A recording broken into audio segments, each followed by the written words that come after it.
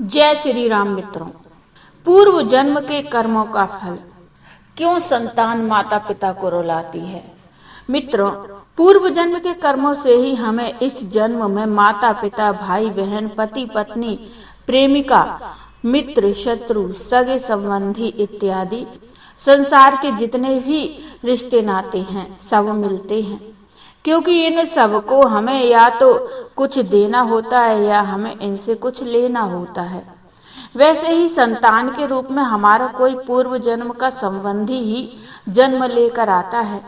शास्त्रों में 4 प्रकार के जन्म को बताया गया है। पहला, ऋणानुबंध। पूर्व जन्म का कोई ऐसा जीव जिससे आपने ऋण लिया हो या उसका किसी भी प्रकार से धन नष्ट किया हो, तो वो आपके घर में संतान बनकर जन्म लेगा और आपका धन बीमारी में या व्यर्थ के कार्यों में तब तक नष्ट करेगा जब तक उसका हिसाब पूरा न हो। दूसरा, शत्रु पुत्र।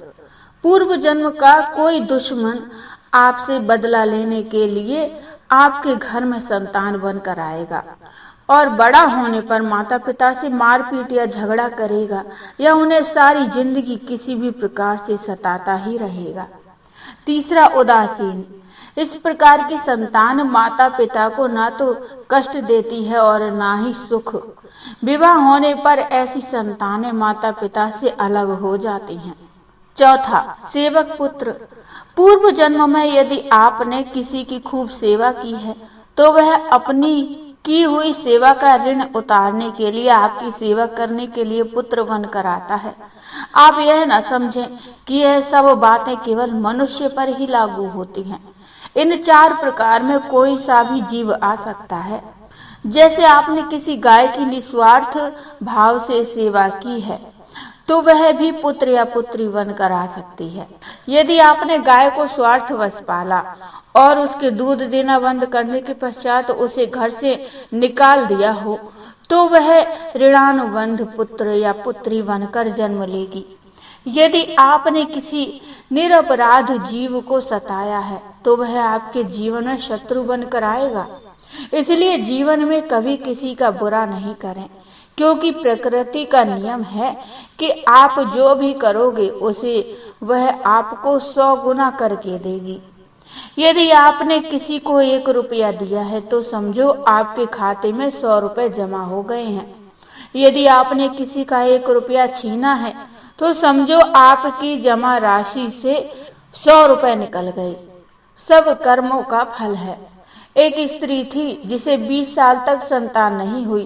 कर्म संजोग से 20 वर्ष के बाद वो गर्भवती हुई और उसे पुत्र संतान की प्राप्ति हुई, किंतु दुर्भाग्यवश 20 दिन में वो संतान मृत्यु को प्राप्त हो गई। वो स्त्री हद से ज्यादा रोई और उस मृत बच्चे का शव लेकर एक सिद्ध महात्मा जी के पास गई।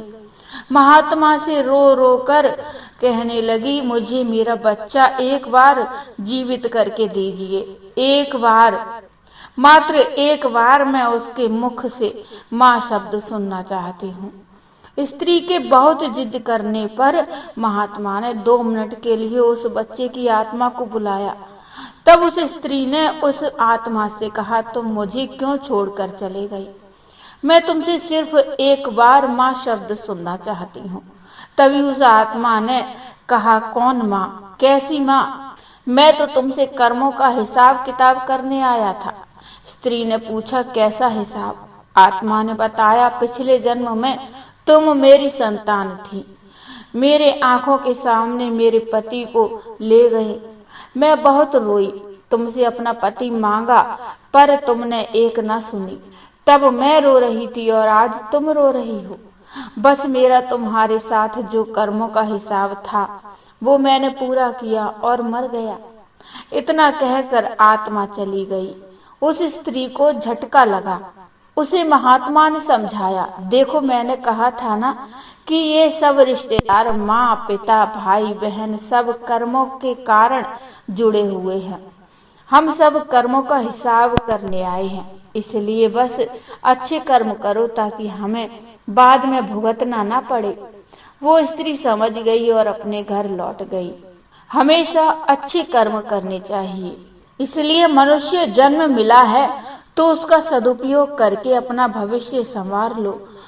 कौन जाने कब आपके सुकर्म आपको जन्म मरण के चक्रव्यूह से आजाद करवा दें और कब आपके द्वारा किए गए छोटे से दुष्कर्म भी आपको पुनर्जन्म के चक्रव्यूह में फंसा दें।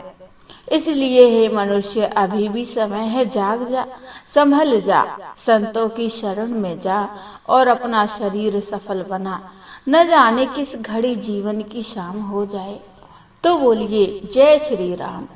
मित्रों, ये छोटी सी कथा आपको कैसी लगी मुझे कमेंट में बताइए। कमेंट में जय श्री राम लिखिए।